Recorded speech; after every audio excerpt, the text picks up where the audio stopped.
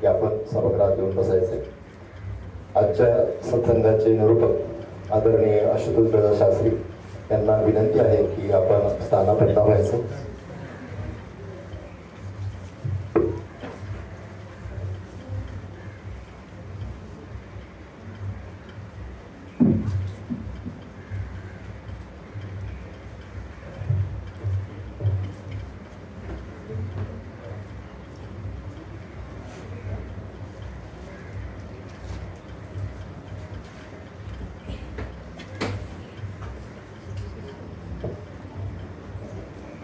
निकेत दादा तुम्ही माईकडे आहे.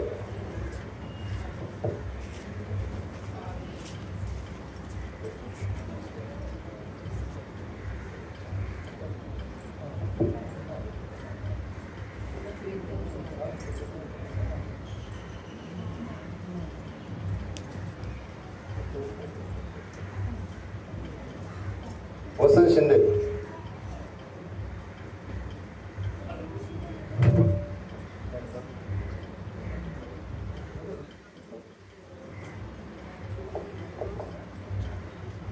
बंधूंनो, गेली 2 वर्ष चालू असलेला या सत्संगामध्ये आदरणीय आजच्या या सत्संगाचे निरूपक आशुतोष दादा शास्त्री यांचं श्री चक्रपाणी सेवा मंडळाच्या वतीने या ठिकाणी मी स्वागत करतो.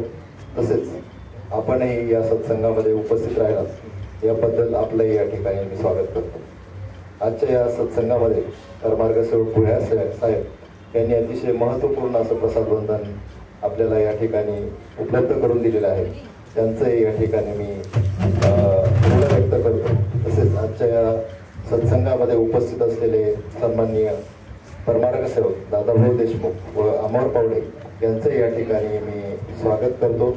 तर आता आजच्या या सत्संगामध्ये पोथीचं पूजन करण्यासाठी परमार्गसेवक दादाभाऊ देशमुख यांना विनंती करतो की आपल्या शुभ हस्ते आपण या ठिकाणी पोथीचं पूजन करायचे.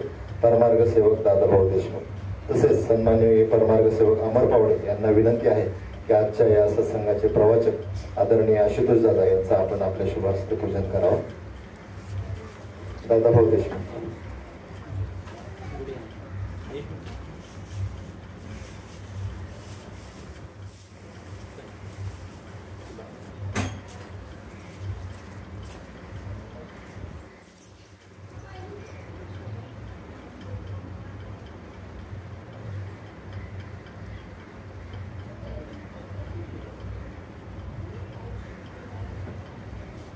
या ठिकाणी पोथीचं पूजन झालेलं आहे.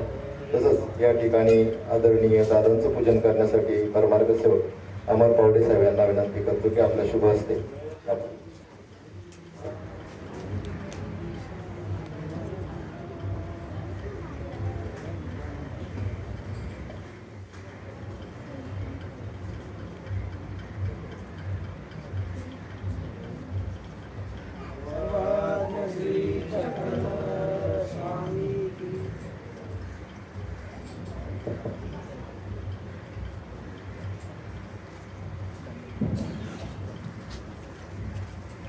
बंधूंनो, सालाबादप्रमाणे याही वर्षी श्री चक्रपाणी सेवा मंडळातर्फे श्री चक्रपाणी अवतार दिन या ठिकाणी मोठ्या उत्साहात साजरा झाला. आपण सर्वांनी चांगल्या प्रकारे या ठिकाणी प्रतिसाद दिला याबद्दल सर्वांनाच या ठिकाणी मी धन्यवाद देतो. आपल्या नियोजित वेळेप्रमाणे आपली प्रवचनाची वेळ चालू झालेली आहे. तरी आदरणीय दादांना मी विनंती करतो की आपल्या निरूपणास आपण प्रारंभ करावा. दंडवत प्रणाम.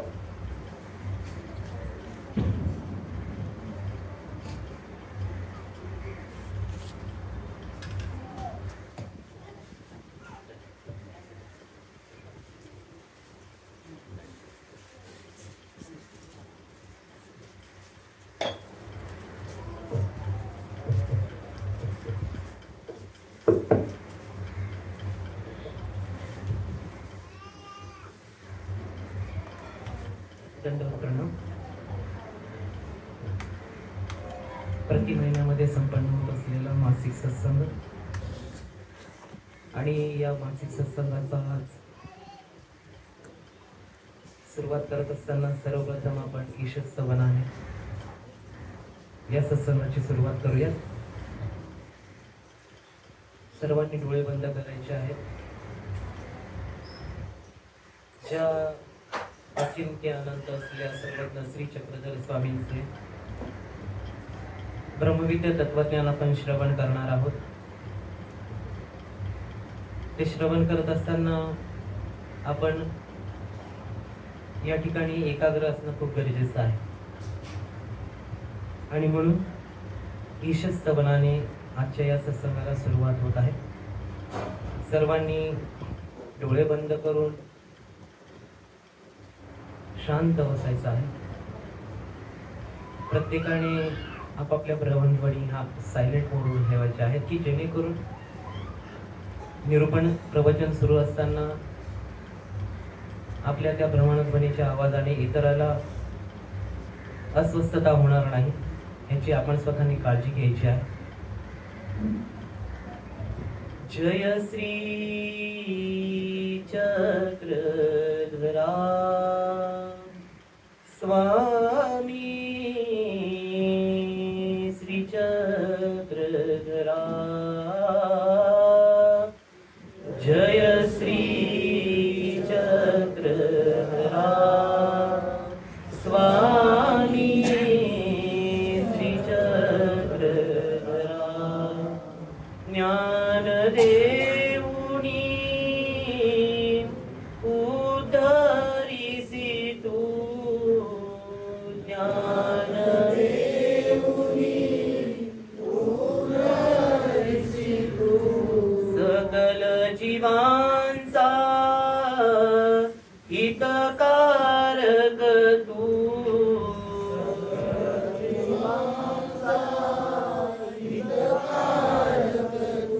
देवा परमेश्वरा स्वामी श्री चक्रधरा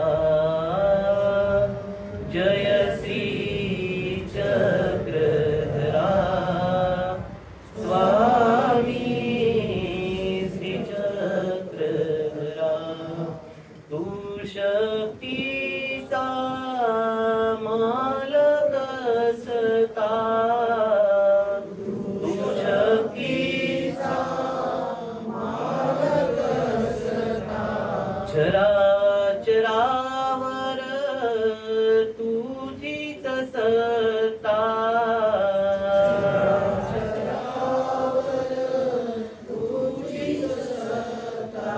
देई अभय करा स्वामी श्री चक्रधरा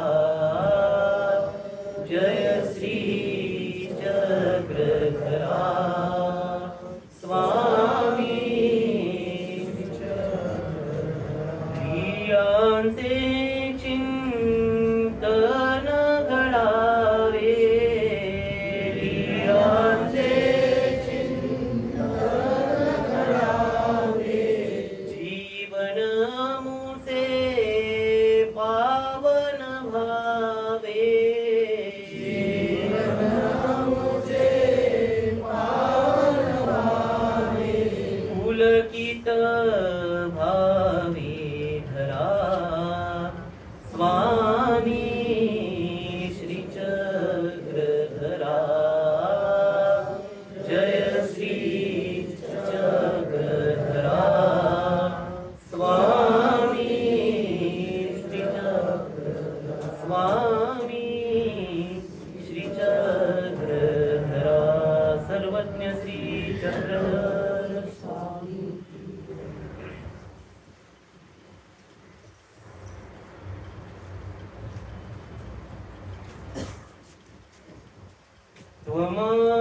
त्वमादिदेव पुरुष पुराण त्वमस्य विश्वस्य परं निधानम् त्वमव्यय शाश्वत धर्मगोप्ता सनातनस्त्वं पुरुषो मतो मे सनातनस्त्वं पुरुषो मतो मे.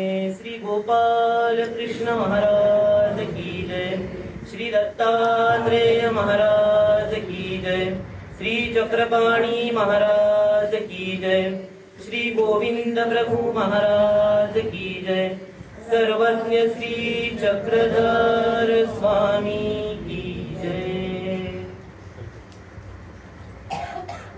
श्री कृष्ण ज्ञान मंदिर तथा श्री चक्रपाणी सेवा मंडळ द्वारा आयोजित मासिक सत्संग गेल्या 3 वर्षापासून या सत्संगाची सुरुवात झालेली आहे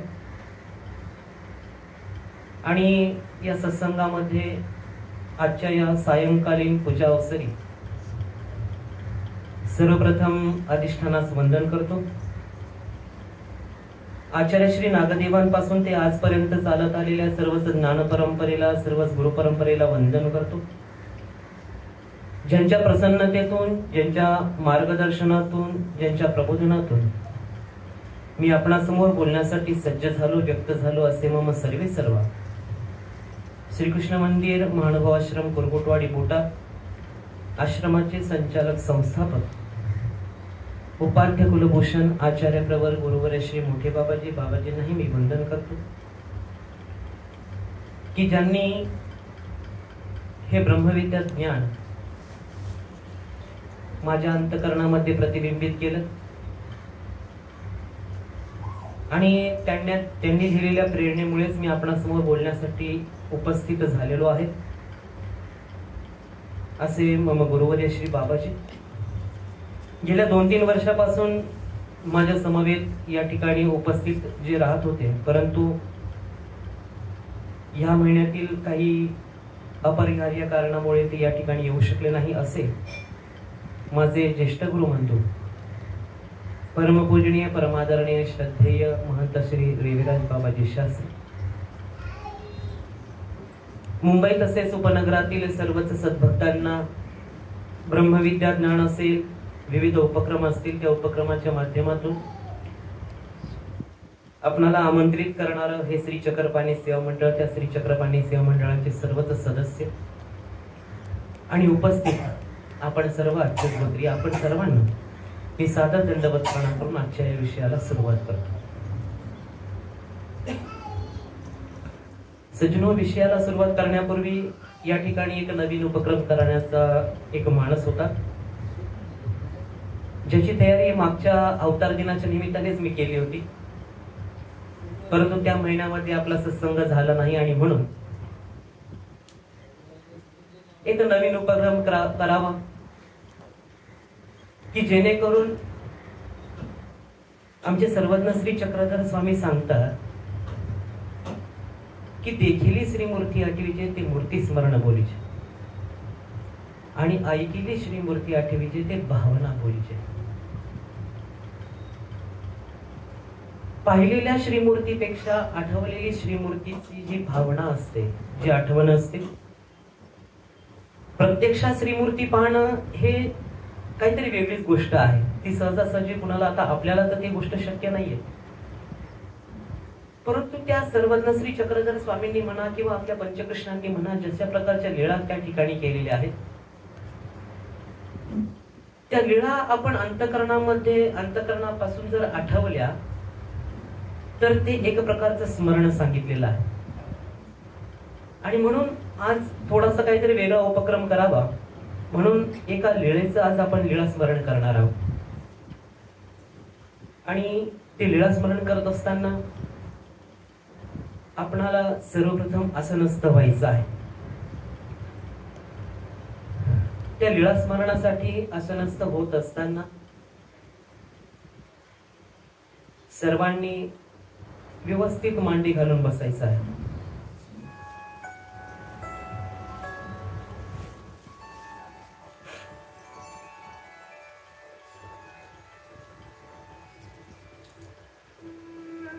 श्रीमूर्तीची भावना आज आपण करत आहोत। ती भावना करत असताना आपण सुखासनामध्ये बसायचं आहे। भगवान श्री गोपाल कृष्ण महाराजांनी श्रीमद भगवद्गीतेतील आत्मसंयोग योगामध्ये सांगितल्यानुसार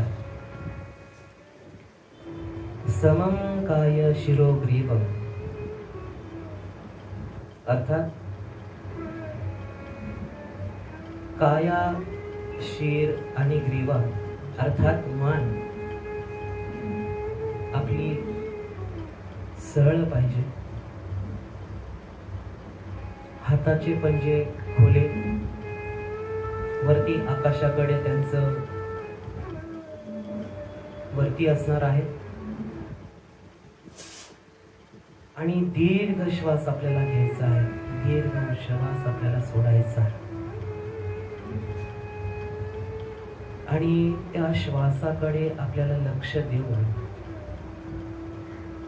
आपल्याला ऊर्ध्वमुख व्हायचं आहे. आणि डोळे बंद, हळूहळू बाह्य स्थिती शांत झाल्यानंतर आता आपण आपली अंतरस्थिती शांत करण्याचा प्रयत्न करूया.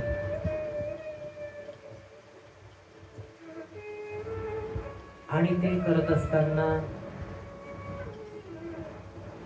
एका श्लोकाचं आपण उच्चारण करणार आहोत की ज्या श्लोकाच्या उच्चाराने बाह्य आणि अंतर्मन आपलं शांत होणार आहे. माझ्यानंतर त्या श्लोकाच्या एका एका ओळीचं आपण उच्चारण करायचं आहे, कारण त्या उच्चारानेच आपलं अंतर आणि बाह्य मन हे शांत होणार आहे. सच्चिदानंद रूपाय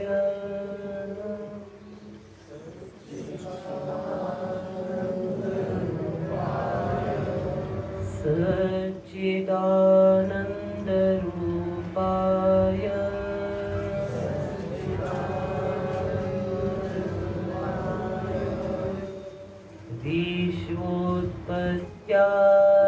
विश्वोत्पत्त्यादिहेतवे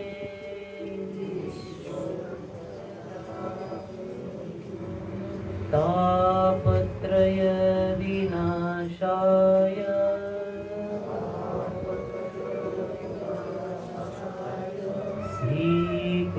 श्रीकृष्णाय वयं नमः.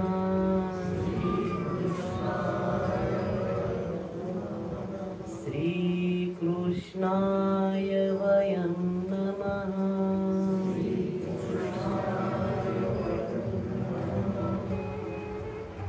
दीर्घ श्वास, दीर्घ उच्छ्वास. आता आपण आपल्या श्वासाकडे लक्ष केंद्रित करायचं आहे.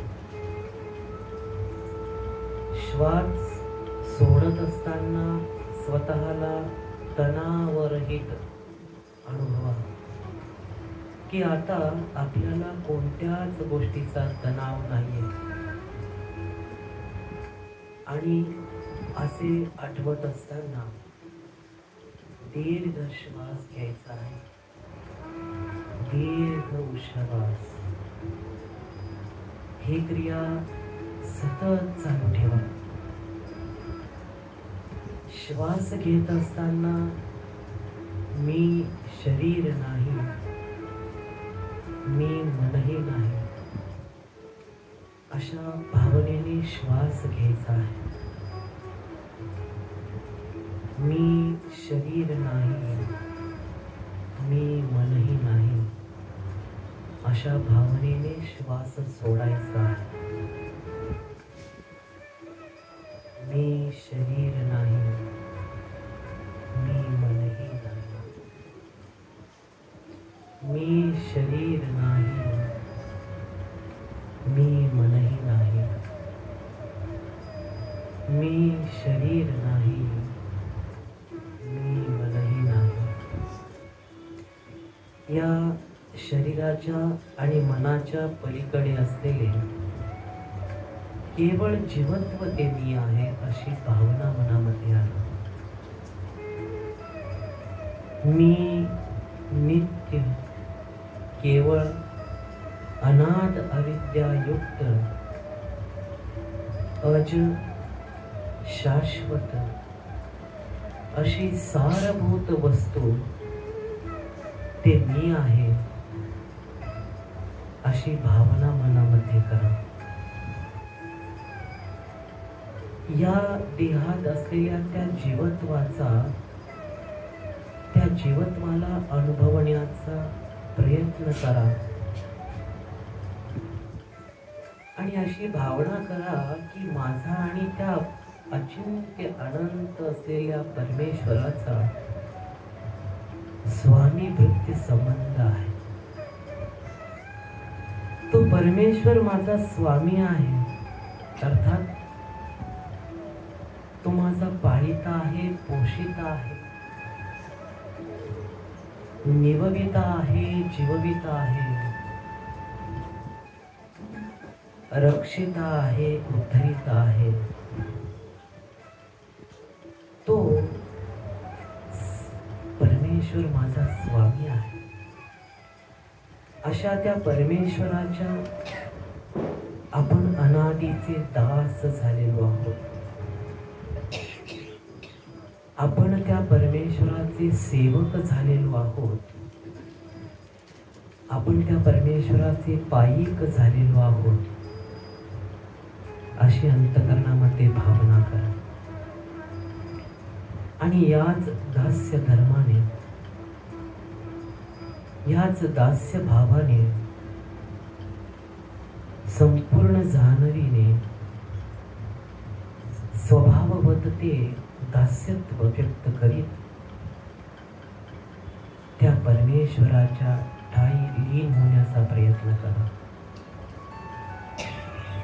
ज्याप्रमाणे अन्य संप्रदायामध्ये ओम या शब्दाचा उच्चार करून एकाग्र होण्याचा प्रयत्न करत असतात, अगदी तद्वत आमच्या गोसावी यांनी एका सूत्राचं या ठिकाणी निरूपण आपण सर्वांना केलेलं आहे की ओम या शब्दामध्ये जितकं महत्व आहे त्यापेक्षाही कैक पटीने अधिक प्रभावी असे ते एक सूत्र आमच्या स्वामींनी उच्चारलेलं आहे. त्या सूत्राच्या माध्यमातून आपण त्या परमेश्वराच्या ठिकाणी एकाग्र होण्याचा प्रयत्न करूया. दासोहम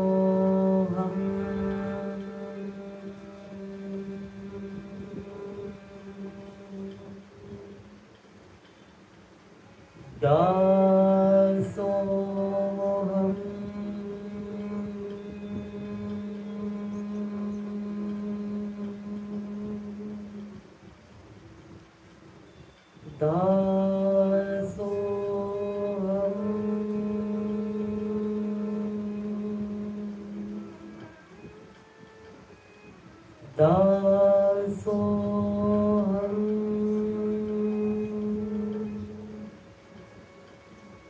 आता मी अनन्य भावाने त्या परमेश्वराचा दास झालेलो आहे आणि त्याच दास्य धर्माने मी पूर्ण परब्रह्म परमेश्वर द्वारावतीकार श्री चक्रपाणी महाराजांच्या एका लीळेचं स्मरण करणार आहोत. आता आपल्या बंद डोळ्यासमोर गोमती नदीचा काठ दिसत आहे. सकाळची रम्य वेळ आहे. कुठेतरी पक्ष्यांचा किलबिलाट ऐकू येत आहे. हळूच येणारी वाऱ्याची झुळूक, त्या वाऱ्याच्या झुळकेने झाडांना झाडांच्या हलणाऱ्या पानांचा मंद मंद आवाज येत आहे. आणि अशा या रम्य प्रातःकाळी आमचे श्री चक्रपाणी राव बिदी गोदरी क्रीडा करून गोमतीच्या दिशेने आता मार्गस्थ झालेले आहेत. त्या गोमती काठावर असलेले ते सर्व जनसमुदाय त्या श्री चक्रपाणी महाराजांच्या त्या श्रीमूर्तीकडे बेली आहे. आमचे श्री चक्रपाणी राहुल उजवा श्रीकरी सूप आणि डावीये श्रीकरी खराटा बिदी गोदरिया झाडीती सुपी पुंजे भरिती आणि श्रीमुकुटावरी ठेविती. अशा अवस्थेमध्ये आमचे श्री चक्रपाणी राहुल त्या गोमती तीरीच्या दिशेने निघालेले आहे. अर्थात सर्व परिसर खराट्याने स्वच्छ करून तेथील अनंत जीवांना दानदातृत्व करून आता श्री चक्रपाणी राहुल त्या बिदी गोदरियातील सर्व केर कचरा त्या सुपामध्ये भरून आता गोमतीच्या दिशेने निघालेले आहे. बघा ना, त्या केर कचऱ्याची किती दैवाचे भाग्याचे. जणू त्या जीवांना आनंदरूपी गोमती नदीमध्ये श्री चक्रपाणी महाराज उद्धरण्याकरता घेऊन चाललेले आहेत. ते पहा, श्री चक्रपाणी राहुल श्रीमुकुटावर सूप आहे आणि आता आमचे श्री चक्रपाणी राहुल त्या गोमती नदीच्या तीराजवळ येऊन पोहोचले आहे. श्री चक्रपाणी राहुलांनी तो केर कचरा त्या गोमती तीरामध्ये विसर्जित केलेला आहे. आणि पहा ना, त्या श्री चक्रपाणी राहुलांची श्रीमूर्ती परवी 32 लक्षणी ती श्रीमूर्ती. त्या श्रीमूर्तीमध्ये अनंत प्रकारच्या क्रीडा साठवलेल्या आहेत, अनंत प्रकारच्या क्रीडा. आणि त्या श्रीमुकुटावर असलेले ते सूप म्हणजे जणू उद्धरणाचा घेतलेला तो व्यापार आहे. आणि त्या प्रसन्न मनोधर्माने तो केर कचरा श्री चक्रपाणी राहुल आता गोमती नदीमध्ये विसर्जित करतो. त्या शांत स्थिर असलेल्या त्या पाण्यात श्री चक्रपाणी महाराजांनी टाकलेल्या त्या केर कचऱ्याचा आता आवाज ऐकू येत आहे. हा आनंदाचा अवसर, हे आनंदाचे पर्व त्या ठिकाणी संपन्न होत आहे असे आपण जाणवत आहोत. आणि आमचे श्री चक्रपाणी राहुल आता खोदू खोदू हास्य करीत आहेत. त्या हास्यामध्ये एक वेगळे प्रकारचे रहस्य आहे, एक वेगळे रहस्य की जे तुम्हा आम्हा कुणाच्याच बुद्धीच्या बाहेरचे ते एक वेगळे प्रकारचे रहस्य. त्या अनंत जीवांना दानदातृत्व करून मिळालेला आनंद आमचे श्री चक्रपाणी राहुल त्या हास्याच्या माध्यमातून व्यक्त करत आहे. आणि ही लीला आपण प्रत्यक्ष दर्शनीय होऊन पाहतो आहोत. अशी भावना करा, हे महाराजा श्री चक्रपाणी राहुळा, हे श्री चांगदेव राहुळ गोसाविया, भाग्यवान होते ते जीव की ज्यांना आपल्या श्रीमूर्तीचा संयोग दिला, आपली जवळीक दिली, आपला स्पर्श त्यांना लाभला, त्या कचऱ्यातील जीवही किती श्रीमंत होते हो. परंतु हे देवा, की कचऱ्याहून हलके माझे जीवन हे झाले, म्हणून तुझ्या झाडूने मज उडवली दिले. हे महाराजा, आपला योग मला आपण कधी द्याल, केव्हा द्याल? त्या केर कचऱ्यातील जीवांना आपण दानदातृत्व दिले. हे महाराजा, तसे सन्निधान देऊन मला तो आनंदाचा अवसर कधी घडवाल? त्या गोमतीमध्ये ज्या प्रकारे आपण कचरा निक्षेपित होता, हे महाराजा, त्याप्रमाणे मग सर्व दोष आपण कधी दूर करा. हे श्री चक्रपाणी महाराजा, मला आपल्या संविधानाला, सेवेला पात्र करावेचे, पात्र करावेचे, पात्र करावेचे. या लीलेच्या माध्यमातून त्या श्री चक्रपाणी महाराजांनी केलेली ती लीला किती अपूर्व आहे.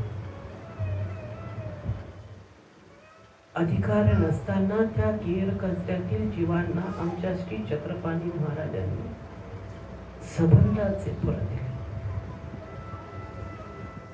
आपण अभागी आहोत. स्वामींनी उत्तरापंथी प्रयाण केल्यानंतर आपण आपल्याला परमार्ग कळाला, परमेश्वर समजला. आपण किती अभागी आहोत. ते भक्त किती भाग्यवान होते, किती जीव भाग्यवान होते की ज्यांना त्या श्रीमूर्तीचं दर्शन घडलं, सेवा घडली, भजन घडलं. परंतु आता ते शक्य नाही आणि म्हणून आपण एकच करू शकतो की त्या अचिंत्य अनंत असलेल्या, दयाळू मयाळू असलेल्या परमेश्वराकडे एकच प्रार्थना करू शकतो की हे परमेश्वरा, हे देवा, ज्याप्रमाणे त्या जीवांना तुम्ही संबंधाचे फळ दिले, भजनाचे गोमटे दिले, योग्यता दिली, तसा अधिकार, तशी पात्रता माझ्याही अंगी यावी. त्यासाठी त्या अचिंत्य अनंत असलेल्या परमेश्वराला आजच्या या लीला स्मरणाच्या माध्यमातून आपण प्रार्थना करायची आहे, विनंती करायची आहे की हे प्रभू, हे श्री चक्रपाणी महाराजा, हे श्री पंचकृष्ण अवतार, मला आपल्या संविधानासाठी पात्र करावेची, पात्र करावेची, पात्र करावेची. सर्वज्ञ श्री चक्रधर स्वामी.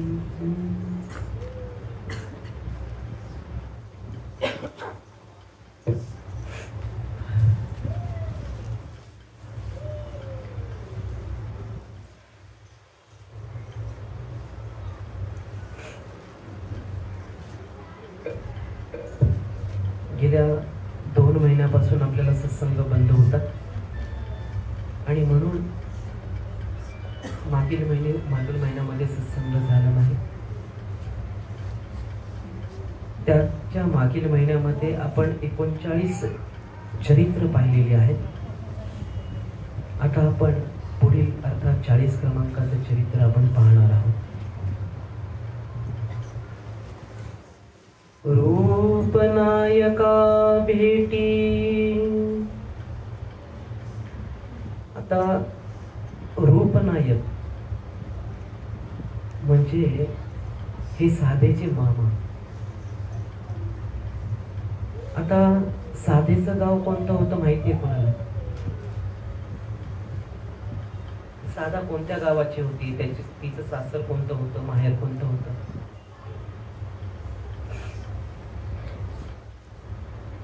तर साधा ही वेवदा या ठिकाणची होती. वेवद्याचं तिचं सासर होतं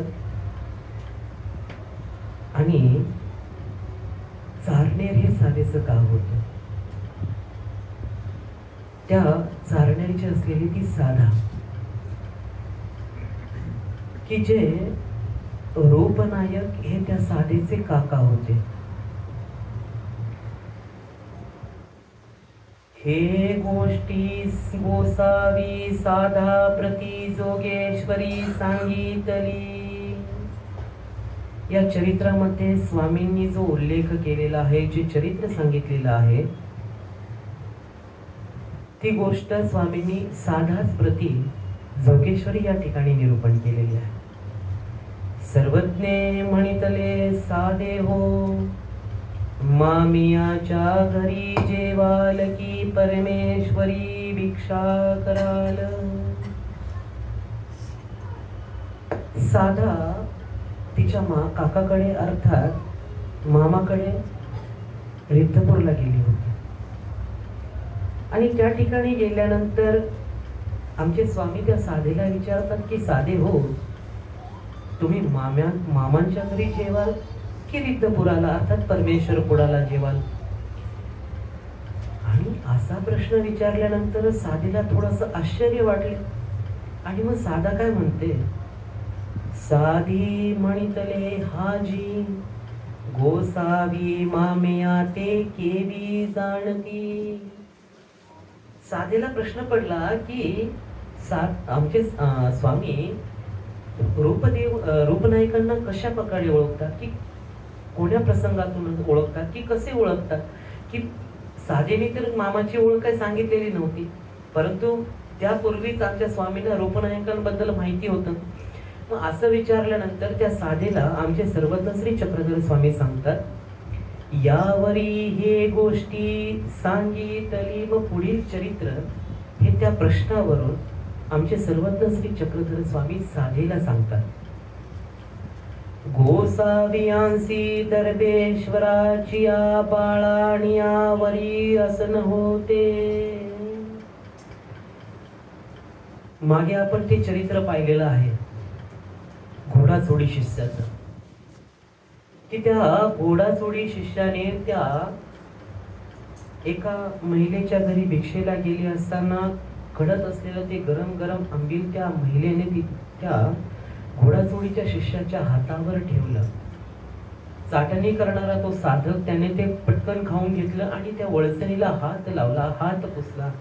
तेने करून ते संपूर्ण गाव जळल्या गेलं. आणि इतकी झालेली भूत हिंसा आमच्या सर्वज्ञ श्री चक्रधर स्वामींना ती आवडली नाही आणि म्हणून त्या घोडाचोडी शिष्याचा त्याग केला.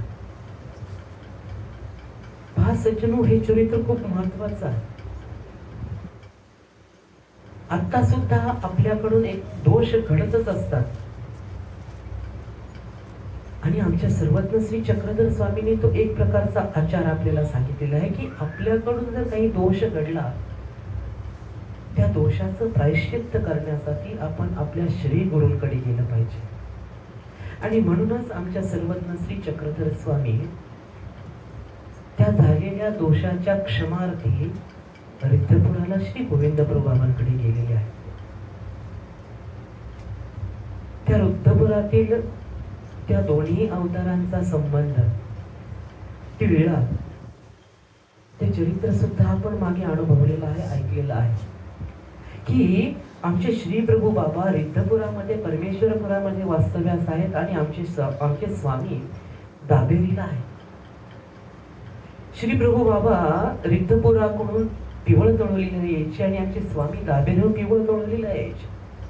दोन्ही अवतारांचा त्या ठिकाणी संबंध व्हायचा, त्या परावादीमध्ये त्यांचा संवाद व्हायचा. असं ते पवित्र असलेल्या त्या ठिकाणी रोजचा हा दिनक्रम या दोन्ही अवतारांचा पिवळ तळवलीला यायचे.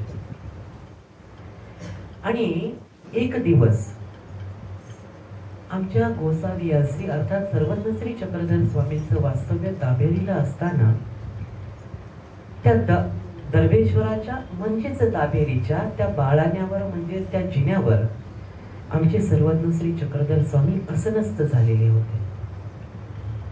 तव रूपनायको आले.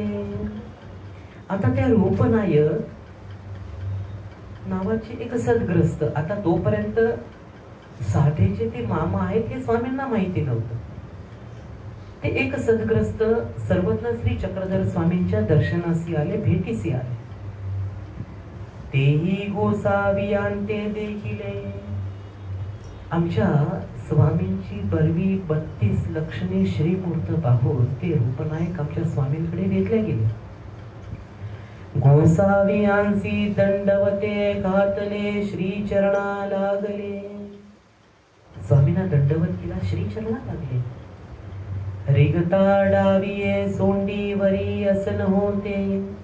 रूपनायक विनविले चीजी. गोसावी माझ्या आवारा बिजे करावेजी. त्या रूपनायकाने आमच्या सर्वज्ञ श्री चक्रधर स्वामींना विनंती केली की माझ्या आवारासी विजय करावेची. गोसावी मानिले विनवणी स्वीकारली. त्या रूपनायकाने आग्रहपूर्वक नम्रतापूर्वक श्रद्धापूर्वक केलेली ती विनंती त्या रूपनायकाने त्या आमच्या स्वामींनी स्वीकार केली. गोसावियांते घोड्या बैसोनी दाभेरी हुनी आपुलिया गावासी मेले.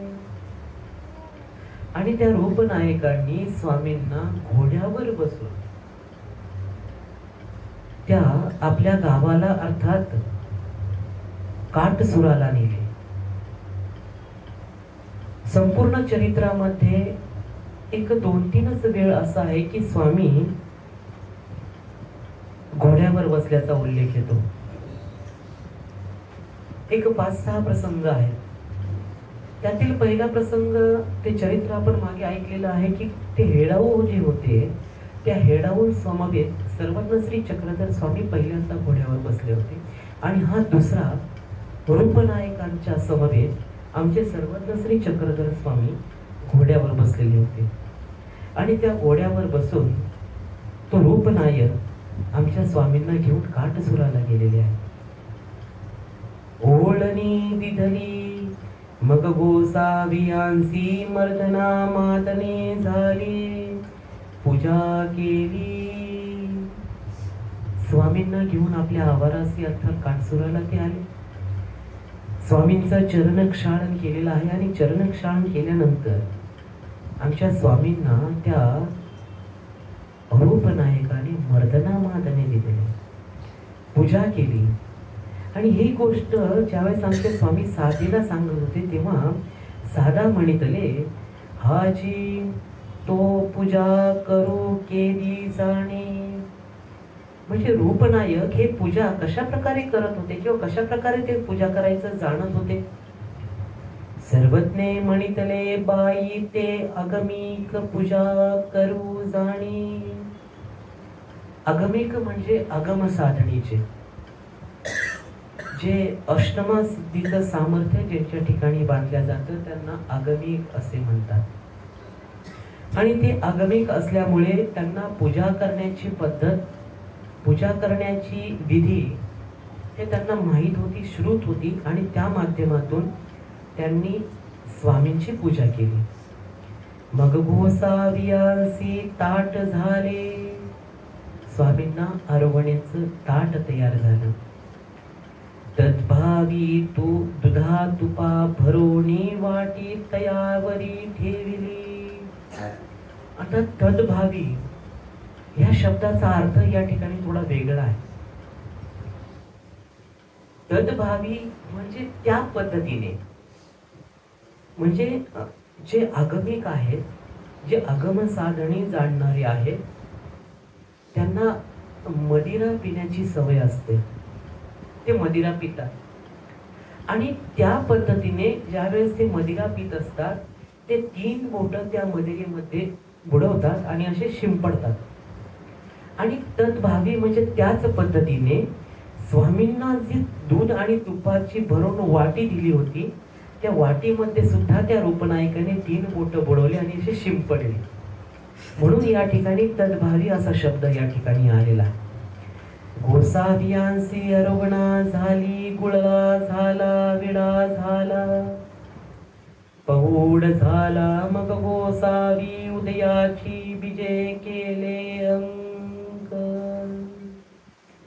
आणि अरोगणा झाल्यानंतर स्वामींना गुळा झालेला आहे, विडा ओळगविला, स्वामींचा पहुड त्या ठिकाणी झालेला आहे. आणि मग दुसऱ्या दिवशी सकाळी आमच्या स्वामींनी त्या ठिकाणाहून प्रस्थान केलेलं आहे, मार्गस्थ झालेले आहे. अशी ही लीळा आपण श्रवण केलेली आहे. या ठिकाणी या चरित्रामध्ये घेण्याचा उद्देश सर्वप्रथम हाच की गुरुला आपण कशा पद्धतीने भेटलं पाहिजे, गुरुकडे आपण का गेलं पाहिजे, कोणत्या माध्यमातून गेलं पाहिजे, ही पहिली गोष्ट. दुसरी गोष्ट, आमच्या रूपनायकांचा असलेला हा सर्वात मोठा अधिकार होता की स्वामींनी त्यांची विनंती स्वीकारली आणि स्वामींच्या ठिकाणी त्यांना भजन पूजनाची क्रिया घडल्या गेली. हा दुसरा हेतू या चरित्राच्या माध्यमातून आहे. त्या पुढील चरित्र आपण पाहणार आहोत ते आहे विंझी गोंडवडा अवस्थान. विंझ म्हणजे नागपूर विभाग. नागपूर विभागाला विंझ देश किंवा विंझ प्रदेश असं म्हणलं जातं. आणि गोंडवडा म्हणजे त्या ठिकाणी आदिवासी समाजामध्ये एक गोंड नावाची जात आहे की ज्या गोंड जातीमध्ये आमच्या सर्वज्ञ श्री चक्रधर स्वामींचं अवस्थान कशा पद्धतीने झालं हे या चरित्रामध्ये आपल्याला पाहायचं आहे. एको दिस महादाईसे भिक्षा करू गेली होती. ज्यांनी आपल्या या महानुभाव संप्रदायाला पुनर्जन्म दिला, महादाईचा धर्माचे रक्षण, त्या महादाईसांच्या माध्यमातून सांगत असताना एकच या ठिकाणी आठवण करून देतो की त्या महादाईसा जर नसत्या तर आज आपला महानुभाव संप्रदाय नसता. कारण सर्वज्ञ श्री चक्रधर स्वामींनी उत्तरापंथी प्रयाण केल्यानंतर विधेय अवस्थात असलेल्या त्या भानखिडीच्या अरण्यातून आचार्यश्रींना पुन्हा सावध करून रिद्धपुराला आणणारी ही महादाईसा. आणि हीच महादाईसा एक वेळ भिक्षेसाठी गेली होती. तब भूतानंदाची नाती लढताईसे आणि भवंतली लेंकुरवे बैसले असती. सज्जनो, संपूर्ण चरित्रामध्ये 2 भूतानंद आपल्याला पाहायला मिळतात. आणि या चरित्रातले भूतानंद आहे की ज्यांना 7 मुली होत्या. स्वामी सांगतात की कोल्हापुराला तुम्ही जा तर त्या ठिकाणी तुम्हाला दत्तात्रय प्रभूंचं दर्शन होईल आणि सिद्धी प्राप्त होईल. तीही भूतानंद सांगितलेल्या आमच्या सर्वज्ञ श्री चक्रधर स्वामींनी त्यांना विधी सुद्धा निरूपण केला होता की कशा पद्धतीने तुम्ही त्या कोल्हापूरला जा. विधी ऐकला, त्या पद्धतीने आमच्या स्वामींना दंडवत करून ती निघाली. परंतु रस्त्यात जात असताना एका गावामध्ये त्या जात असताना एक गाव लागलं. त्या गावामध्ये त्यांची मुलगी दिलेली होती आणि अपसुकच एक भावना आली की जाता जाता मुलीला भेटू आणि पुढे जाऊ. अनावधानाने त्या गावामध्ये गेल्यानंतर त्या मुलीची भेट झाली. इतक्या वर्षातून आई भेटली. मग आईला सांगितलं की अगं चल आता जवळ आली आहे, गावामध्ये आली आहे, तर घरी चल, चहा पाणी घेऊन मग तुम्ही जा.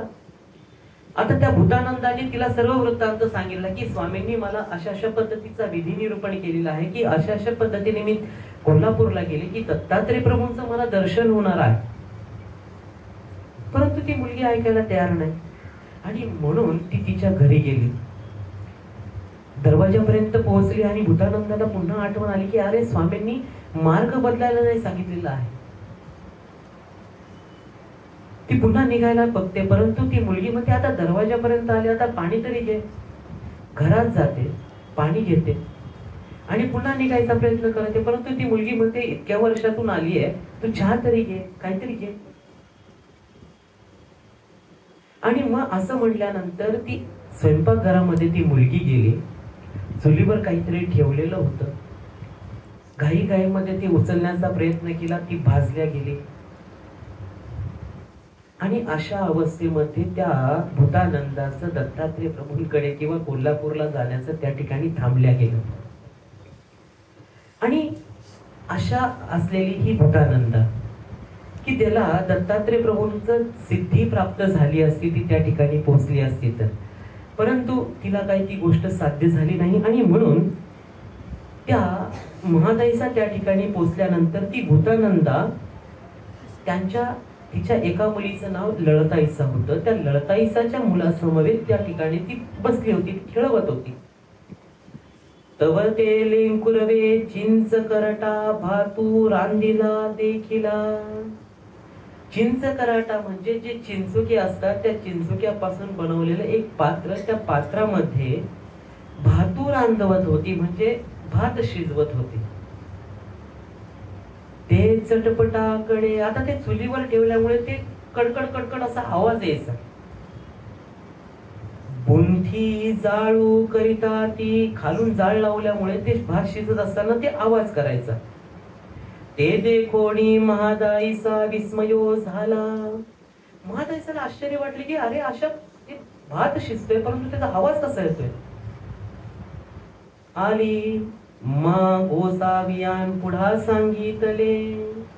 भिक्षा करून आली. आल्यानंतर स्वामींना दंडवत केले, श्री चरणा लागले आणि स्वामींना ती झालेलं ते आश्चर्य आमच्या स्वामींना ती सांगू लागली की जीजी मी भिक्षा करू गेली, तव लेंकुरे चिंच करटा भातू रांधिते होती ते काहीची. म्हणजे मी त्या ठिकाणी भिक्षाला गेले होते, त्या चिंचोक्यापासून बनवलेल्या त्या पात्रामध्ये त्या मुलांनी भात शिजवत घातला होता. हे कसं, कशा पद्धतीने, ही कोणती पद्धत भात शिजवण्याची. गोसावी म्हणितले बाई आत. म्हणजे स्वामींनी ती गोष्ट मान्य केली की अशा अनेक पद्धती आहेत भात शिजवण्याच्या, स्वयंपाक करण्याच्या प्रत्येक विभागातल्या वेगवेगळ्या पद्धती आहेत असे स्वामी त्या ठिकाणी सांगतात. पुढे स्वामी म्हणतात की हे पूर्वी विंझी गोंडवाडा होते. मग स्वामी एक आठवण, एक स्मृती की ते ज्यावेळेस मौन्य अवस्थेमध्ये होते त्यावेळेचा एक प्रसंग महादाईसाला निमित्त करून तुम्हा आम्हा सर्वांना स्वामी सांगतायत की हे पूर्वी विंझी गोंडवाडा होते. म्हणजे आम्ही त्या नागपूर विभागामध्ये विंझ जातीचे जे लोक आदिवासी समाजातले होते त्यांच्या ठिकाणी आम्ही त्या ठिकाणी गेलो होतो. त्या गोंडांसी याची प्रीती संचरली. आमची श्रीमूर्ती बघून त्या गोंड जातीतील त्या लोकांना आमची आवडी संचरली. ते तिये यासी ऐसेच करती. ते सुद्धा अशाच वेगळ्या प्रकारे स्वयंपाक किंवा भात शिजवण्याचा एक वेगळा पद्धत त्या ठिकाणी आमच्या स्वामींनी पाहिली होती. आणि ती पद्धत आमचे स्वामी आता महादाईसाला निरूपण करत आहेत. स्वामी सांगतात की वेळुवाचे कांडे तोडोणी. आणि ती वेळू आपण सर्वांनी पाहिलेला आहे. वेळू कसं असतं, वेळूचं बेट असतं. ते त्या बेटामधले ते वेळू ती लोक घेऊन यायचे. विंदती म्हणजे त्याला चांगल्या प्रकारे धुवून घ्यायचे. विंदोनी भीतरी तांदूळ घालती. म्हणजे विंदती म्हणजे त्याचा एक दुसरा अर्थ असा आहे की त्याला छोटे छोटे छिद्र पाडायचे आणि त्या बांबूमध्ये भात म्हणजे तांदूळ टाकायचे. पाणी आणती. पाण्याची शीर बांधोनी भीतरी तांदूळ भरती. पाण्याची शीर तियेची जाणीती. आता त्या ठिकाणी काही विहीर होती, बोर होता, असं काहीच नव्हतं. परंतु त्या ठिकाणी त्या लोकांना बरोबर माहिती असायचं की कोणत्या ठिकाणी पाणी आहे. आणि ते काय करायचे, ते तिथं खणले की आपोआप खाली स्वच्छ सुंदर असं निर्मळ पाणी निघायचं. आणि त्या ठिकाणी ते ऐसे ऐसे खणती अन बरवे निर्झर उदक निघे. बरवे म्हणजे सुंदर, निर्झर म्हणजे शुद्ध असे ते उदक म्हणजे पाणी त्या ठिकाणी निघायचं. पाणी आणती, पाणी घेऊन यायचे. तांदूळ आणि निगोतीचे पाणी वेळोच्या कांडा घालती. पण तांदूळ आणि पाणी त्या वेळूच्या त्या बांबूमध्ये ते टाकायचे. मागोते डांबिरी घालती, आणि मागोते डांबिरी घालती म्हणजे ते व्यवस्थित ते पूर्ण बसवून घ्यायचे व्यवस्थित ते तांदूळ त्यामध्ये. वरी सेना मातीये बोंबिती म्हणजे वरच्या बाजूने शेण आणि मातीने ते घट्ट पकडून घेते, ते पॅक करून ठेवायचे. अग्नी पिडिती, आणि मग त्यासाठी त्या तांदूळ शिजण्यासाठी ते त्या अग्नीमध्ये ठेवायचे. मग अग्नी अंतू घालती, मा होते पदनते तियेची जाणती. म्हणजे किती वेळामध्ये ते तांदूळ शिजणार आहे, किती वेळामध्ये ते पूर्ण संपूर्ण होणार आहे हे त्यांनाच माहिती आहे. मग काढती काढोनी चिरिती, मग ते बांबू त्यातून त्या अग्नीतून बाहेर काढायचे आणि त्याला मधून चिरायचे. चिरोनी मावळीची पानाची पातळी करीती. आता त्या ठिकाणी मावळी नावाचं एक झाड आहे, त्या मावळीच्या झाडाच्या पानाची पात्र तयार करायची. तयावरी नळाचा भातू घालती म्हणजे तो भात पूर्ण त्या पात्रावर रिचवायचे. दोन्ही दोने करती म्हणजे दोन द्रोण तयार करायचे. एकी द्रोणा अधाचा मधू घालिती. दोन्ही द्रोणा म्हणजे त्या दोन द्रोणांमध्ये अधाचा मधू म्हणजे मध, आणि दुसऱ्या दोन्ही पाणी घालती म्हणजे दुसऱ्या द्रोणामध्ये पाणी ठेवायचे. एकी पातळीयावरी झांकती, कारण स्वामी त्या ठिकाणी दररोज आरोगणीसाठी येत असत. कधी कधी स्वामी विहरणाला गेल्यानंतर स्वामींना आरोगणीसाठी यायला उशीर होत असत, आणि मग तसंच ते तो भात तसाच ठेवण्यापेक्षा त्याच्यावर ते स्वामी असोपर्यंत त्यावर झांकून ठेवायचे. मग गोसावी विहरणासी विजय करती, ऐसे तिये गोसावियांची वाट पाहती. स्वामी विहरणाला विजय केले, कधी कधी स्वामी लवकर यायचे, कधी कधी स्वामींना उशीर व्हायचा, आणि उशीर झाल्यानंतर यासी उशीर लागे माया तेने देखतीची माया ते कुरवाती. मग स्वामींना खूप उशीर झाला तर मग त्यांना थोडस ते शोधायला जायचे. याची गिवसनीये रिगती म्हणजे शोधण्यासाठी स्वामींना जायचे. या ते झाडो झाडी गिवसिती. पहा, आमचे सर्वज्ञ श्री चक्रधर स्वामी ज्यावेळेस महाराष्ट्रात आल्यानंतर आर्ताते परमेश्वर वाडोवाडी गिवसिती, अर्थवंतासाठी आमच्या सर्वज्ञ श्री चक्रधर स्वामींनी संपूर्ण महाराष्ट्रामध्ये परिभ्रमण केलेलं आहे. परंतु त्यावेळेस त्या लोकांचा अधिकार पहा किती मोठा होता की ते स्वामींना शोधण्यासाठी झाडोजाडी त्या स्वामींची शोध घ्यायचे. देवने देवने किलू किलू म्हणून बोलाविती. आता देवन्य देवन्य हे एक अनियत स्वीकाराचे नाम आहे की संपूर्ण चरित्रामध्ये असे 5-6 नाव आपल्याला पाहायला मिळतात की जे अनियत स्वीकाराचे नाम आहे. नियत स्वीकाराचे नाम म्हणजे श्री चक्रधर राऊळ किंवा श्री चांगदेव राऊळ, हे दोन्ही नाव नियत स्वीकाराचे आहे की ज्या नामांच्या स्मरणाने साध्यपर आणि साधनपर दोन्ही योग्यता होते. परंतु त्यावेळेस त्या लोकांना स्वामींचं मौन्य असल्यामुळे स्वामींचं नाव त्यांना माहिती नव्हतं, आणि म्हणून दैवन्य देवन्य म्हणजे देव हो किलू किलू म्हणजे तुम्ही कुठे आहात असे ते स्वामींना बोलवण्याचा प्रयत्न करायचे. मग गोसावी विजय करती आणि मग त्यांना स्वामी दिसायचे आणि स्वामींना त्या ठिकाणी भोजनासाठी बोलवायचे. माया ते देखोनी हरी खैजती. स्वामींची भेट झाल्यानंतर त्यांना आनंद व्हायचा. दंडवते घालती श्री चरणा लागती. मग श्री चरणावरी माथा ठेवती. श्री चरणावर लोळती. स्वामींचं दर्शन झाल्यानंतर श्रीचरणा तर लागायचेच, परंतु श्रीचरणावर ते माथा सुद्धा ठेवायचे. मोमे देती. त्या श्रीचरणाचे चुंबन ते सर्वजण घ्यायचे. श्रीचरणा लागती. गाती नाचती टाळ्या गाती. म्हणजे गायचे, नाचायचे, टाळ्या वाजवायचे. आता त्यावेळेस दुसरं काही साधन नव्हतं आणि म्हणून ते टाळ्या वाजवून त्यांचा आनंद व्यक्त करायचे. नाना पुष्पे आणती. त्या अरण्यातील, त्या जंगलामध्ये असलेले वेगवेगळे प्रकारचे वन्य फुलं आमच्या स्वामींना ते ओळगवायचे. गोसावियांची पूजा करीती. आमच्या स्वामींचे ते पूजा करायचे. मग यासी अरुगणा देती. मग स्वामींची त्या ठिकाणी अरुगणा व्हायची.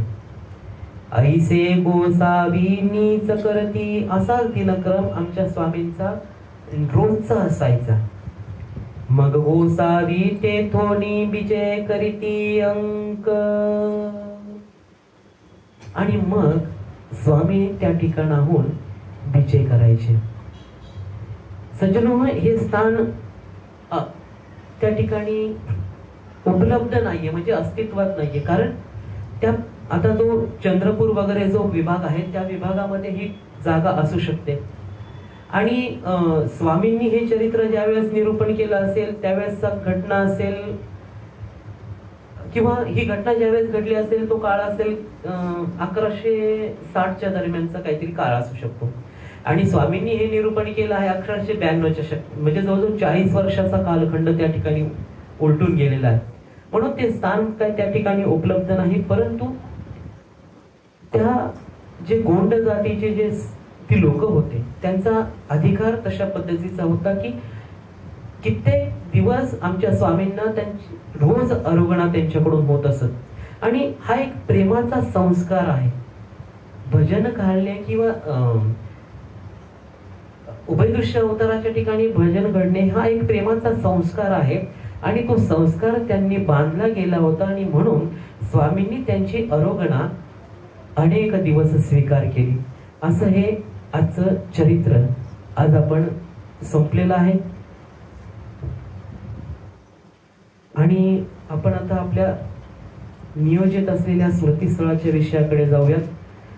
स्मृतीस्थळामध्ये सांगत असताना आपण 70 स्मृतीपर्यंत आलो होतो. गेल्या महिन्यात म्हणजे 2 महिन्यापूर्वी जो सत्संग झाला त्या सत्संगामध्ये आपण स्मृतीस्थळातील त्या इंद्रभट्टाला प्रसन्न होऊन दिलेला तो प्रसाद, तो कसा दिला, तो कसा पुन्हा परमार्गामध्ये आला ते आपण पाहिलेलं आहे 69 क्रमांकाच्या स्मृतीमध्ये. आणि त्याच्या पुढील स्मृती आता आपण पाहणार आहोत ती आहे की महात्म्या सप्रसादे अटन निराकरणे. सज्जनो, स्मृतीस्थळामध्ये अनेक प्रकारच्या स्मृती आहेत आणि त्या स्मृतीमधलीच एक विशेष असलेली स्मृती की स्वामींचा वत्सप्रसाद तर आमच्या आचार्यश्रींच्या माध्यमातून परमार्गामध्ये आला, परंतु त्यांची काळजी कशी घ्यायची त्याविषयी आमचे आचार्यश्री या स्मृतीमध्ये सांगितलं आहे. की जसं आमच्या स्वामींनी सांगितलं आहे की प्रसाद अतियत्न कीजे, सकृत सेविजे. अशा प्रकारे या प्रसादाचं रक्षण, या प्रसादाचं नमस त्या ठिकाणी करायचं आमच्या स्वामींनी सांगितलेलं आहे. परंतु ती पद्धत आमच्या स्वामींनी सांगितलेली आहे. परंतु आता आपण असन्निधानामध्ये जेव्हा आहोत तेव्हा तो प्रसाद किंवा ते वस्त्र आपल्याला नमस करण्यास प्रत्येक पिढीमध्ये पाहायला मिळतं. परंतु ते नमस करताना कशा पद्धतीने आपण त्याचा नमस्कार किंवा त्याचं वंदन केलं पाहिजे त्याचं जतन केलं पाहिजे, हे या स्मृतीमध्ये आचार्यश्रींनी निरूपण केलेलं आहे. परंतु ते तुम्हा आम्हा सर्वांसाठी सांगितलेलं आहे. अनेक सद्ग्रस्त आम्हाला भेटतात, ते म्हणतात की आम्हाला आमच्याकडे देवपूजा आहे परंतु आम्हाला प्रसाद पाहिजे. परंतु प्रसादाचं रक्षण किंवा प्रसादाचं संरक्षण हे कशा पद्धतीने केलं पाहिजे हे त्यांना माहिती नसतं. आणि म्हणून ते प्रसादाचं जतन किंवा प्रसाद हा कशा प्रकारे नमस्कारावायचा असतो हे या स्मृतीमध्ये आपल्याला पाहायला मिळणार आहे. एक वेळ एक महात्मे अटना निघाले, शोधू इंद्रभट्ट गावा निघाले. आचार्यश्री म्हणतात की एक वेळ एक महात्मे अटनासी निघाले. एक आपले साधक अटनासाठी निघाले.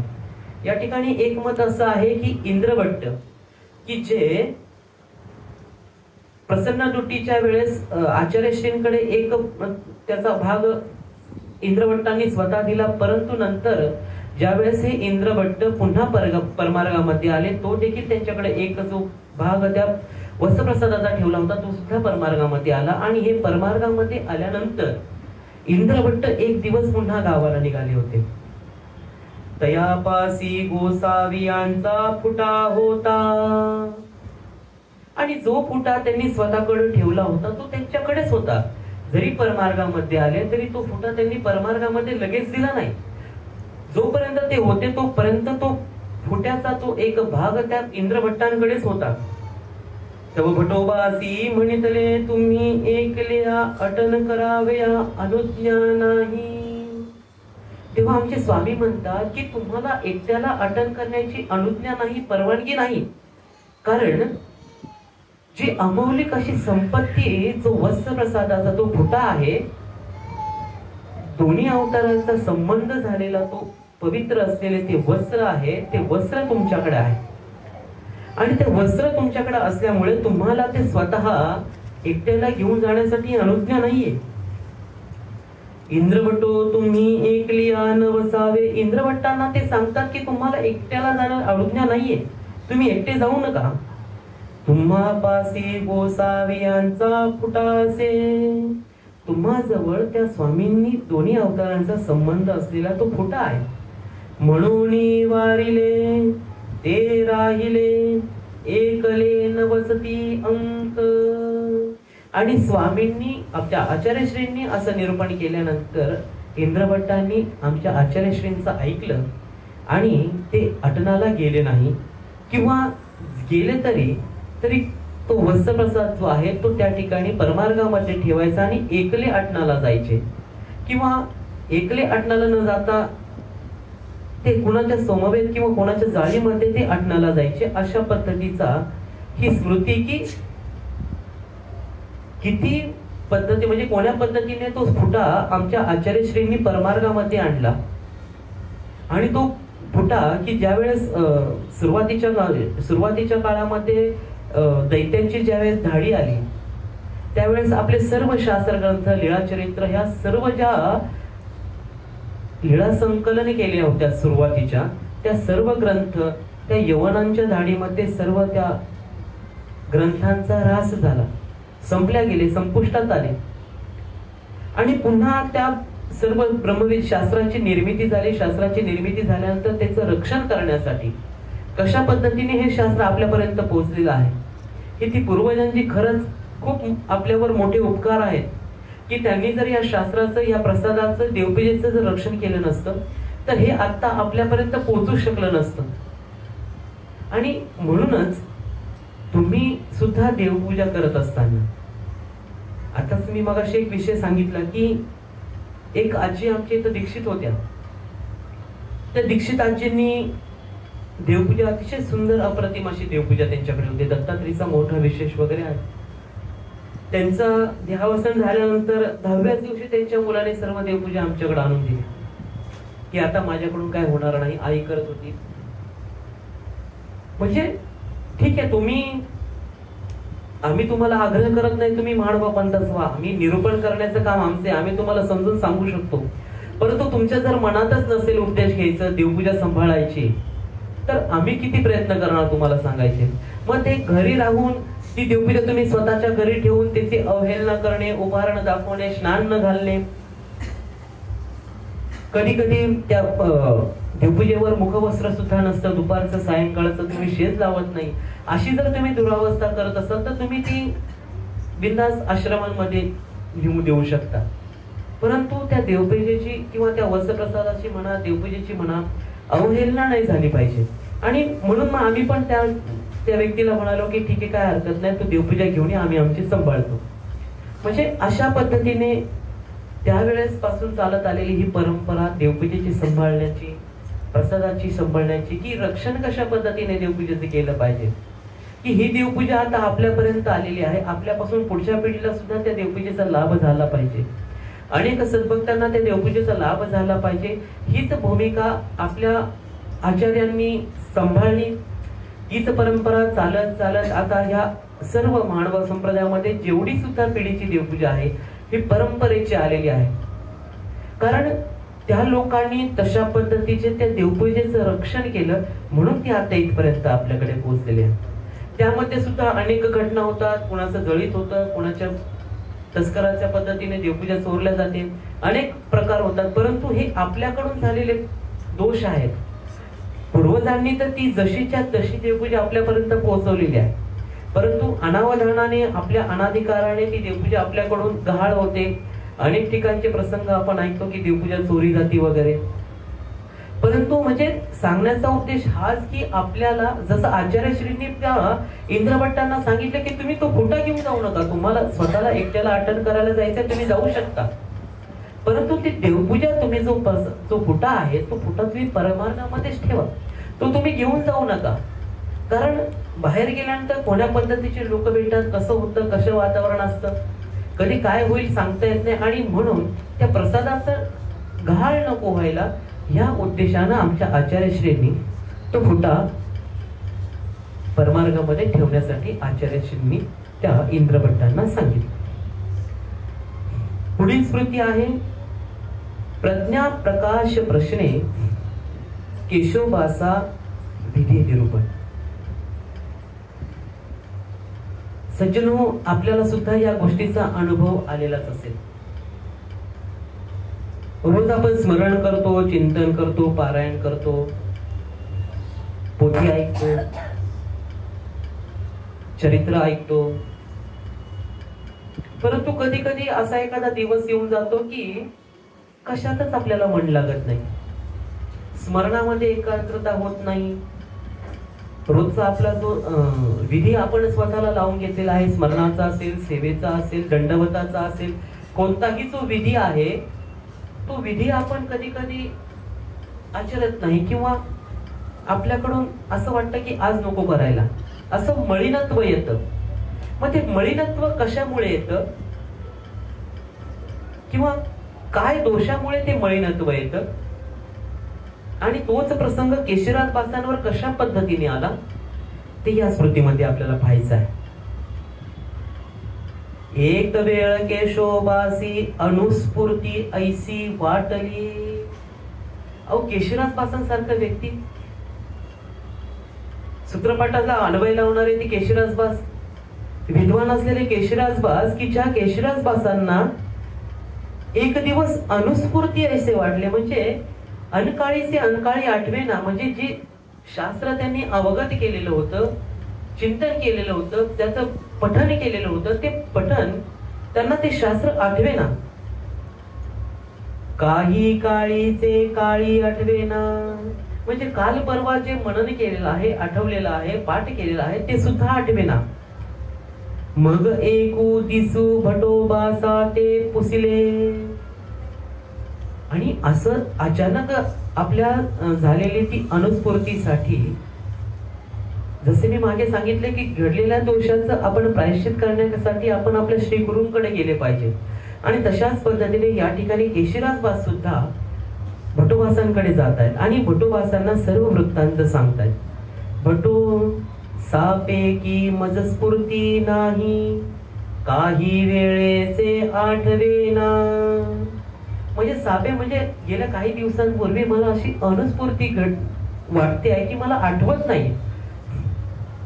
मग भटोबासी म्हणितले तुवा मासा दिसा आटन करावे.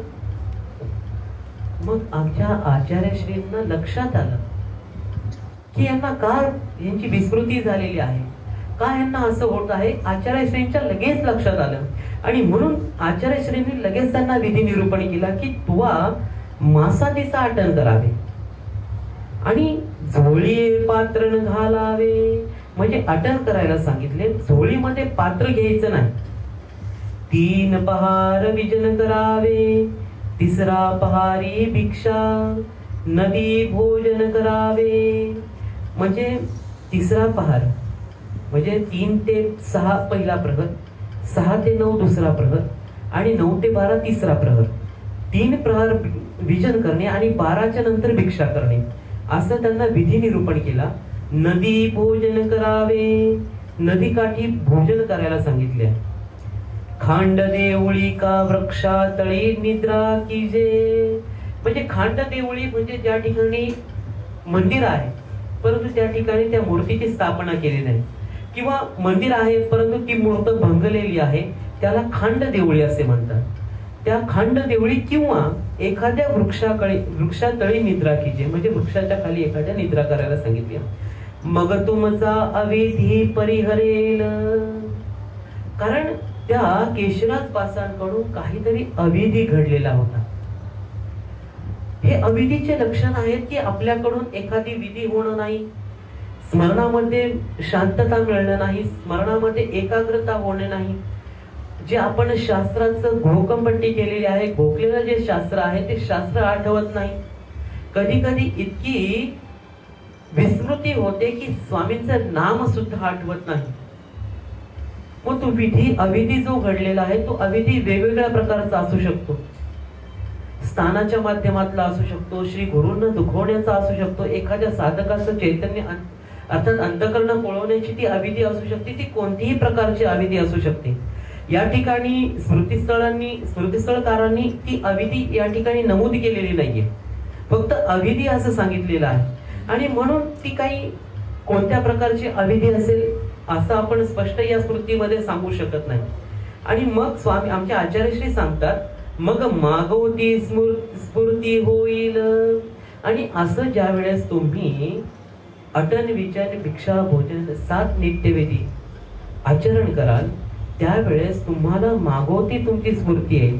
म्हणजे तुम्ही पुन्हा तुमच्या आचरणावर, तुम्ही तुमच्या पुन्हा विधीवर याल. मग तेही तैसेची केले. आणि ज्या प्रकारे आचार्यश्रींनी सांगितलं तशाच पद्धतीने त्या केशराज बासांनी आचरण केलं. आणि उजळता आली स्फूर्ती झाली अंक. आणि त्या पद्धतीने त्या केशराज बासांनी आमच्या आचार्यश्रींनी सांगितलेल्या विधीनुसार आचरण केलं.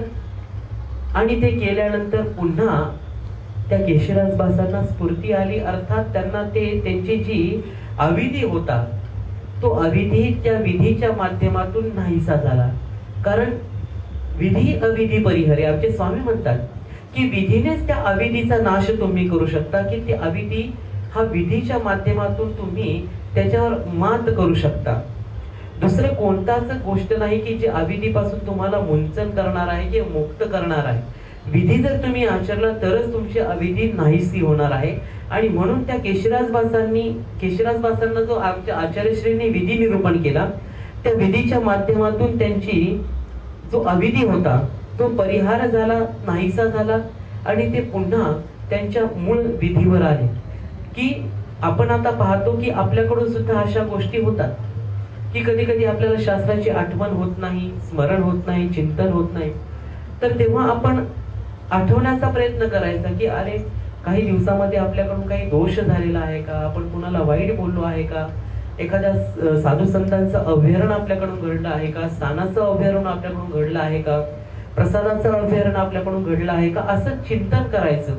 आणि तरी सुद्धा जर आपल्याला आठवलं नाही तरी आपलं देवपूजा जी आहे ते देवपूजेजवळ म्हणा किंवा एखाद्या स्थानाजवळ जाऊन आपण प्रायश्चित करायचं की हे प्रभू, माझ्याकडून कळत नकळत एखादा अविधी घडला असेल, त्या अविधीमुळे मला हे शास्त्राची आठवण होत नाही, माझ्याकडून स्मरण होत नाही, माझ्याकडून पारायण होत नाही, सेवा होत नाही, या गोष्टी माझ्याकडून होत नाहीयेत, तर हा जो अविधी माझ्याकडून घडलेला आहे तो अविधी नासवा, किंवा त्या नासवण्यासाठी एखादा विधी तुम्ही वेगळ्या प्रकारे करा.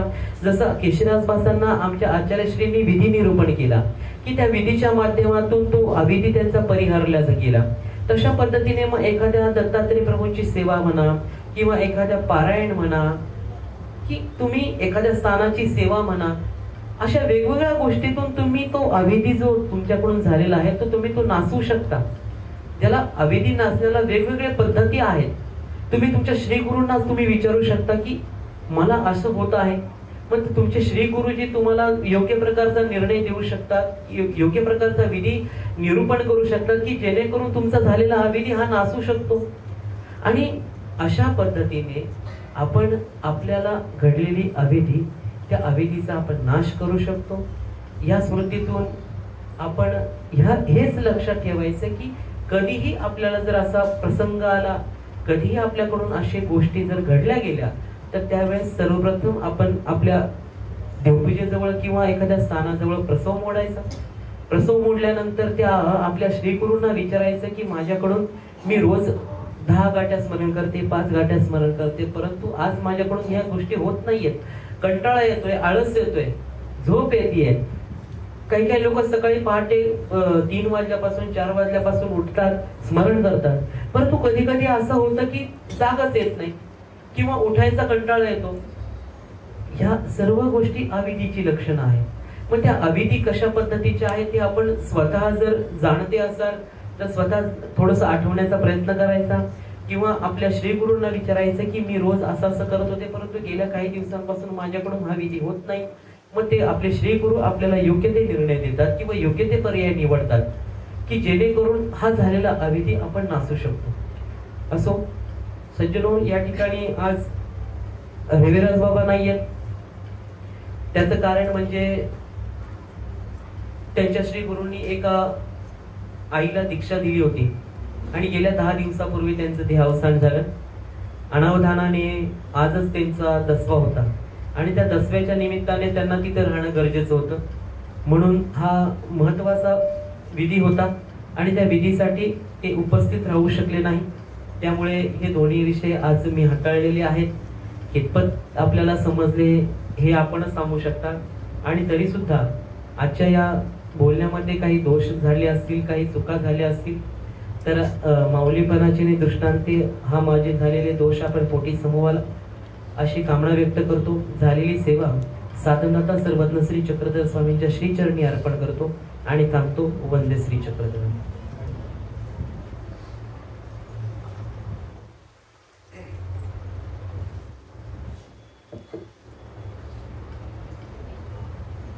आजच्या संपन्न झालेल्या सत्संगामध्ये आत्ताच दादांनी सांगितल्याप्रमाणे महंत रेवरेज बाबा या ठिकाणी उपस्थित नसतानाही या सत्रामध्ये दादांनी अतिशय चांगल्या प्रकारे चरित्र, लीळास्मरण आणि स्मृतीवरती अतिशय चांगल्या प्रकारे या ठिकाणी निरूपण केलेलं आहे. त्याबद्दल मंडळातर्फे मी त्यांना धन्यवाद देतो. आपणही या सत्संगामध्ये उपस्थित राहिलात याबद्दल आपणालाही खूप धन्यवाद. तसेच आजच्या या सत्संगामध्ये परमार्ग सेवक खैरा साहेब यांनी अतिशय महत्त्वपूर्ण प्रसाद या ठिकाणी आपल्याला उपलब्ध करून दिलेला आहे. याबद्दल त्यांनाही खूप खूप धन्यवाद. आजच्या या सत्संगात उपस्थित असलेले परमार्ग सेवक दादाभाऊ देशमुख आणि परमार्ग सेवक अमर भाऊ पावडे यांचा या ठिकाणी शाल देऊन सत्कार करण्यात येत आहे. त्या दोघांनाही विनंती आहे की आमच्या या सत्काराचा त्यांनी स्वीकार करावा. परमार्ग सेवक अविनाश भोर यांना विनंती आहे की त्यांचा आपण शाल देऊन सत्कार करायचा. सन्माननीय परमार्ग सेवक दादाभाऊ देशमुख आणि परमार्ग सेवक अमर भाऊ पावडे.